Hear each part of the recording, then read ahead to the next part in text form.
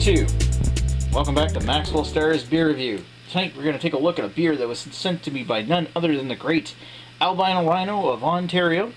Going to take a look at Steam Whistle, Canada's Premium Pilsner. So, if anybody here watches Albino Rhino's channel, you might have seen that he actually did a bit of an interview with these guys. I think it was Steam Whistle he did. And he went in there asking a whole bunch of questions for his beerumentary, and it's really fascinating stuff. To actually get in there and talk to the people who make the beer in the Ontario craft brew industry. The biggest shame, though, is the fact that I don't get a lot of the Ontario craft brew products here. So I'm really left out in the cold wondering how good this stuff tastes. I know what my MB stuff is like, but when it comes to Ontario, I don't get much of this stuff, so I'm really glad to actually give this a try. Now, I'm not sure if you actually picked this up at the brewery itself, but it's still pretty cool that I got this from a guy who actually was there, and, the whole nine. Now, I'm pretty sure this is actually sold there, and I think on Rhino's channel they did a chug competition where they used this beer as their medium. Now, I'm not going to chug this one. I'm going to actually sit down and enjoy it, but might as well read the side of the can. It says, Steam Whistle Pilsner, brewed at the Roundhouse, home of the steam locomotives that helped pioneer our nation. Steam Whistle brings you Canada's Premium Pilsner. Celebrating an era of quality craftsmanship, we use just 4 natural ingredients: pure spring water, malted barley, hops, and yeast. Let Steam Whistle be the reward at the end of your day. Cheers, the good beer, folks. Now, I think, I could be wrong, and I might be recalling the wrong thing, but I think that Ryan told me that the person in charge of Steam Whistle, or does a lot of the beers for Steam Whistle, used to be the brewmaster in the Czech Republic for Pilsner Urquell. So this one here borrows its style heavily from the Pilsner Urquell beer. So whether it's an accurate copy or a similar beer remains to be seen. But with that in mind, I am stoked because I love my Pilsner Urquell, and if this is anything like it, this is going to be delicious. Now, I got this back in either November or December. It's now currently February, so I better get this out of the fridge. But I'm thinking because it's a Pilsner style that it shouldn't be too hard to imagine that it's still good. A lot of foam. Maybe I didn't pour it right. Roundhouse, Toronto, Ontario. This is from Toronto. 5% ABV. A lot of head, and it's actually got some decent head retention because it's not going down too fast. Let's see if I can gently add the rest to it. There we go. Gotta hand it to it. That's a really nice looking beer. It comes with a Pilsner. It's got a decent amount of carbonation. Nice crisp golden appearance. It's a light gold. It's mainly like almost a white gold. It's very straw yellow. Straw yellow, straight yellow. It looks like a lager, to be honest. But as for head retention, that's an all-natural head. It's really nice. The bubbles are just getting bigger, and they're actually sticking around level-wise. And it'll die off eventually, but that's really nice looking. I actually like the appearance of that one. Nice. Let's give it a sniff. It's got that metallic herbal kind of smell like you would expect from a Saaz hop. Smells like Pilsner Urquell so far. It's got a subtle grainy sweetness to it as well. It's not a very strong smelling beer. You mainly get this nice...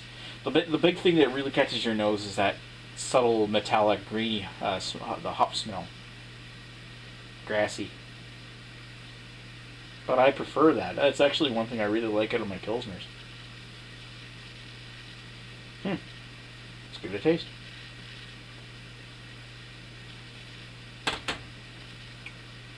Oh, that's good.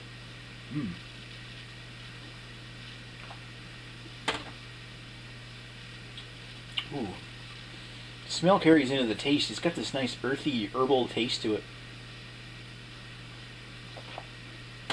But it's a light hop. It's mainly this grainy, subtly sweet caramel kind of flavor that carries throughout the mouth, leaving a subtle stinging, well, not stinging, but lingering bitterness of of like this, like, copper coin / herbal bitterness that really just sort of sticks in the back of your throat, and it's still lingering. Not to the point that it might be off-putting. I mean, there might be some people out there that wouldn't like this, like your macro drinkers or your malt heads, your malt maniacs, just because this has actually got a little bit of a lingering hops, and it's very hopsy. But it's not like I would call this incredibly bitter. I would probably say that this is somewhere in the ballpark of like 20 or 30 IBUs. Probably they're closer to 20, maybe less. But it's not incredibly complex, but it's got this nice caramel, Pilsner malt kind of flavor, with an herbal bitterness, and a subtle toasted grain quality to the very back of the throat. That's really good. Wow.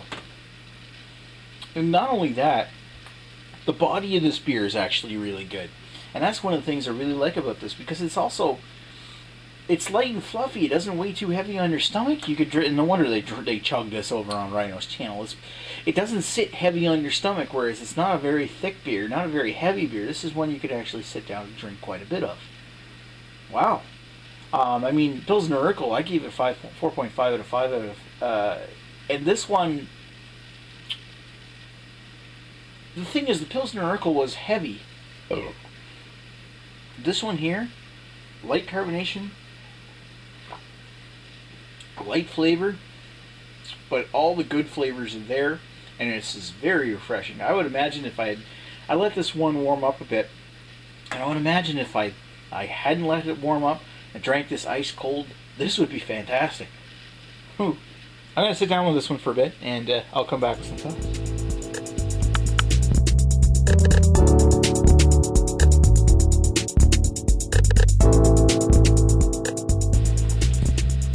And we're back with Steam Whistle Pilsner. So what did I think about this one? Man, that has to be one of the best Pilsners that I've ever drank. I think this is one that I like even better than Pilsner Urquell.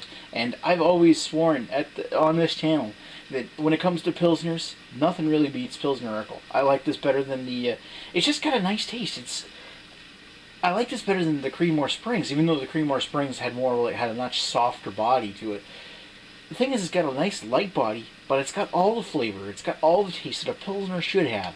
And when it comes to this kind of beer, this is fucking fantastic. This is excellent. I love it. It's great. I almost think I should do another beer trade with Rhino just to get another 6-pack of this thing, because I could drink these.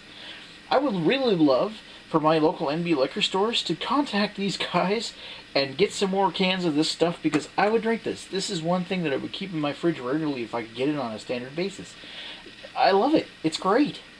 I mean, it's probably not something I drink all the time, but if I wanted something for a patio beer, or a great, just a standard drinking beer, or in Rhino's case, a chugging beer, this is something that I would definitely take. You can't get anything better than this when it comes to a Pilsner, really. And that's a almost blasphemous saying, because there's so many Pilsners out there. And not only that, this isn't exactly an authentic German Pilsner like Pilsner Urquell or like Kronbacher or something is. Or, sorry, Bohemian Pilsner. Oh, I'm sorry. That was blasphemy. But I like this better than Pilsner Urquell almost. I gotta say, this is probably one of the best Pilsners that I've ever had. So this thing gets an easy 4.5 out of 5 for me. I don't think I want to give it like a high 4.5. Even though I gave 4.5 to Pilsner Urquell. I'm just going to say that this is on the level, but if I had a choice of drinking this can versus that can, and say there was like a price difference, and it probably would be like here, it would be like $3.25 versus $4.25 or something. I would drink the Steam Whistle all day.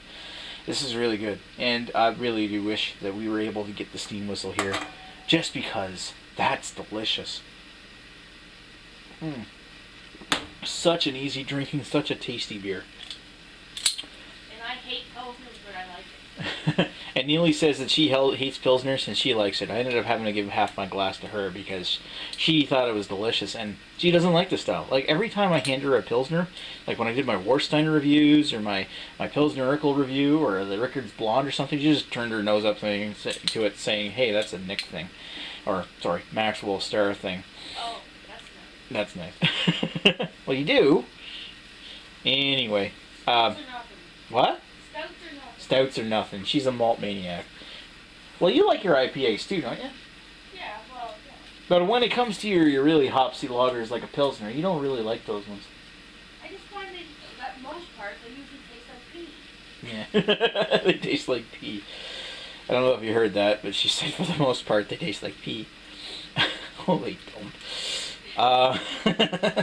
I like them because they got a nice caramel and like earthy herbal hop taste to them. They're really unique.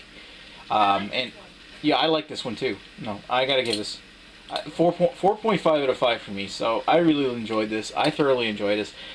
Very huge thank you to Albino Rhino for sending me this. He sent this one to me out of the blue. I didn't know what I was getting. He just sent me a box of beer, and this was inside. And I think it was just because it was one of the beers that he had in the fridge and can get there regularly. And if I could get this here, I would definitely buy it because it's fantastic. I like it, and I can't say enough about it because it's really delicious, and I really thoroughly enjoyed this one. So thank you very much, Rhino. I really enjoyed this one, and gotta hand it to you. You know how to pick a good beer.